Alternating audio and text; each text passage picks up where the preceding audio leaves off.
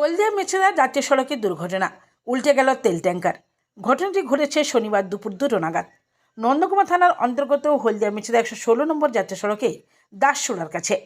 জানা যায়, হলদিয়ার দিক থেকে নন্দকুমার দিকে যাওয়ার সময় ডিজেল ও পেট্রোল ভর্তি তেল ট্যাঙ্কার উল্টে যায় নয়াঞ্জলিতে।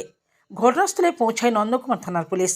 একটি দমকলের ইঞ্জিন, সেই সঙ্গে একটি জেসিপি ও 5টি ক্রেন দিয়ে তেল ট্যাঙ্কার তুলতে সক্ষম হয়। পড়ে যাওয়া তেল এলাকাবাসীরা বালতি, হাঁড়ি, কলসি যে যা মতো তুলে নিয়ে যায়। আরে জল তুলে দেবে দিয়ে ওই সময় তেল দেবে জল।